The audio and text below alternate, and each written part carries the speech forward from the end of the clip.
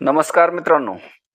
निसर्गाच्या लहरीपणामुळे आणि शासनाकडून पुरेसे पाठबळ मिळत नसल्यामुळे, तसेच खर्चाच्या मानाने अपेक्षित उत्पन्न निघत नसल्यामुळे किंवा त्या मालाला योग्य भाव मिळत नसल्यामुळे शेती असूनही ती स्वतः न कसता ती इतर कोणाला तरी हिश्श्याने अथवा वार्षिक पैशाच्या मोबदल्यात शेती कसायला देणे याकडे शेतकऱ्याचा कल वाढताना दिसतोय. मजुराची कमतरता, वाढलेला खर्च आणि शेतीमालाला मिळणारा अत्यल्प दर यामुळे शेती सोडून शहराकडे जाण्याचा ओढा हा तरुण वर्गात दिसत आहे. मग शेती पडीक राहण्यापेक्षा दुसऱ्या कुणाला तरी हिश्श्याने अथवा आर्थिक मोबदल्यात देण्याचा कल वाढत चालला आहे. शाश्वत उत्पन्नाची हमी नसल्यामुळे शहरातील मिळणारे 15-20 हजाराचे काम युवकांना आवडू लागले आहे.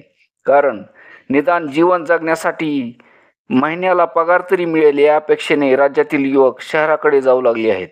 त्यामुळे गावेच्या गावे ओस पडून फक्त वयस्कर लोकांनी भरून चालली आहेत आणि युवक शहराकडे जात आहे. उत्पन्नापेक्षा लागवड खर्च, काढणी खर्च, मळणी खर्च, खताचा खर्च हा अधिकचा होत असल्यामुळे जिरायत क्षेत्राबरोबरच बागायती शेती सुद्धा निम्म्या हिश्श्यावर देऊन शहरात रोजगार मिळवण्यासाठी युवक धडपडत आहेत. याला कारण आणखी एक सुद्धा आहे, ते म्हणजे लग्न.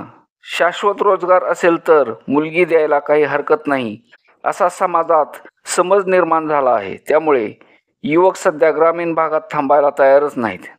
तसे असले तरी फायदेशीर शेती करणारे सुद्धा युवक राज्यात खूप आहेत. ते अनुभव घेऊन आधुनिक पद्धतीने शेती करत नफा कमवतच आहेत. पण शेती परवडतच नाही असे म्हणणारे सुद्धा शेतकरीच आहेत. उत्पादन वाढले की भाव मिळत नाही, त्यामुळे त्यांचे कुटुंब चालवणेही कठीण होते.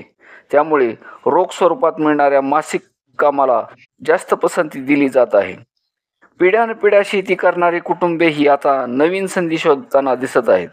फक्त शेतीवर माणूस जगूही शकत नाही अशी परिस्थिती आहे.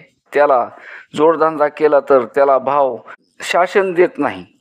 दुधाचा व्यवसाय सुद्धा खूप नुकसानीत आहे आणि पोल्ट्री फार्म तर गावालगत रस्त्यावर जाता येता दिसत आहेत, पण त्यामध्ये कोंबड्या नाहीत. कारण त्याला सुद्धा खर्चाच्या मानाने भाव नाही. शेतीच्या बाबतीत उदासीनता वाढत चालली ही सत्य परिस्थिती असली तरी अजूनही काही कुटुंबे पर्याय नाही म्हणून शेती करतातच. शेती परवडते, पण ती सर्वांना परवडत नाही. म्हणून शासनाने शहरी विकास याकडे लक्ष असताना देखील ग्रामीण भागातील विकास तसेच शेतीच्या प्रश्नावर आणि त्यांच्या मालाला भाव चांगला मिळावा यासाठी काहीतरी उपाययोजना करावी लागणार आहे. नाहीतर पुढील पिढी शेती करायला तयार होणार नाही, अगदी हिश्श्याने सुद्धा करणार नाहीत, हे लक्षात घ्यायला हवे. धन्यवाद.